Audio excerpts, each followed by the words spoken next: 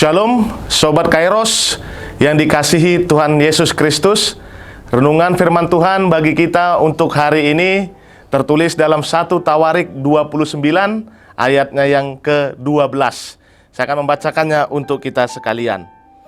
Sebab kekayaan dan kemuliaan berasal daripadamu, dan engkaulah yang berkuasa atas segala-galanya. Dalam tanganmulah kekuatan dan kejayaan, dalam tanganmulah kuasa membesarkan dan mengokohkan segala-galanya. Demikian firman Tuhan. Sobat Kairos, Daud menyadari bahwa meski dia telah menyiapkan segala sesuatu bagi pembangunan bait suci, namun semuanya itu masih belum cukup. Pekerjaan pembangunan bait suci merupakan pekerjaan besar, berdasarkan prinsip bahwa bait suci itu dibuat bukan untuk manusia, melainkan untuk Tuhan.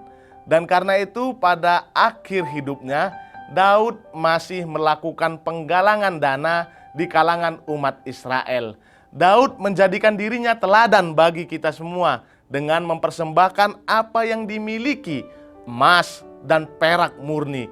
Itu jugalah yang mendorong umat rela mempersembahkan apa yang mereka miliki kepada Tuhan. Dan mereka semua bersukacita karena telah melakukannya. Sobat Kairos, sumber segala kekayaan dan kemuliaan adalah Tuhan. Tuhan memberikan kita segala sesuatu dengan tujuan untuk kebaikan kita. Sebab pemberian yang baik dan sempurna pasti datangnya dari Tuhan.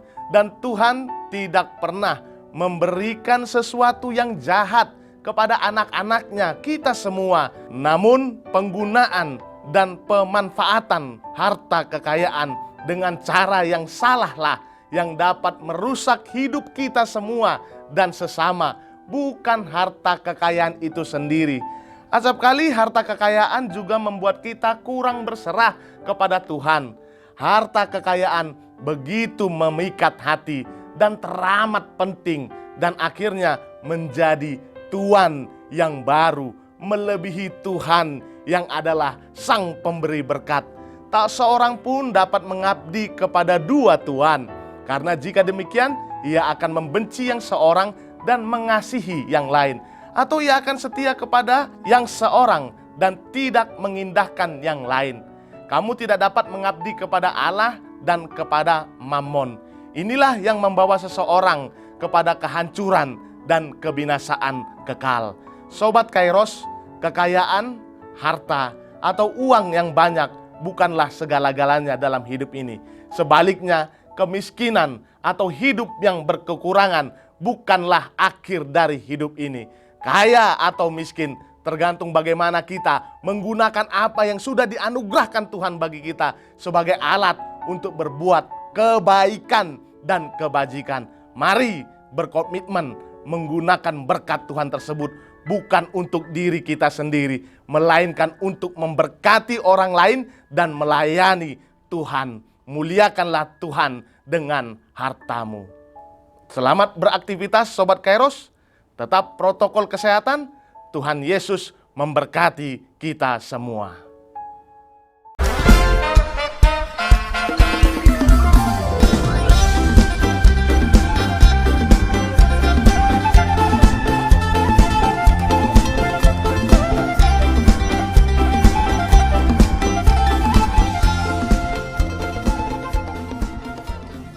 Tahun ini merupakan tahun yang bernuansa kesatuan hati bagi seluruh gereja HKBP. Kita telah menetapkan orientasi pelayanan tahun 2022 sebagai tahun kesehatian di bawah terang tema sehati sepikir dalam satu kasih, satu jiwa dan satu tujuan dari Filipi 2 ayat 2. Dan subtema mewujudkan kesehatian dan kesetiakawanan bagi gereja, masyarakat, dan bangsa. Panitia Tahun Kesehatian HKBP Distrik 8 DKI Jakarta telah ditetapkan menjadi organ pelayanan dalam mewujudkan persekutuan, kesaksian, dan pelayanan yang semuanya diikat dalam satu kasih, satu jiwa, dan satu tujuan. Kesatuan hati dalam persekutuan, kesatuan hati dalam kesaksian, kesatuan hati dalam pelayanan bukan hanya membina soliditas internal semata, namun juga menyangkut relasi, hubungan yang baik dengan dunia luar kita.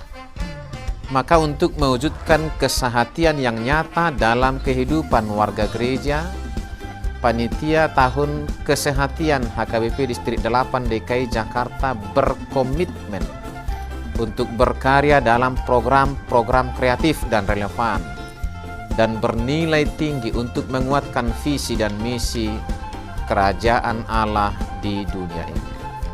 Kami mengajak seluruh elemen gereja, baik pelayan penuh waktu, pelayan takbisan dan non-takbisan, serta seluruh jemaat dan para pemerhati lintas denominasi, mari bersama-sama mendukung dan mensukseskan seluruh program-program pelayanan yang telah ditetapkan, baik dalam doa, daya, dan dana.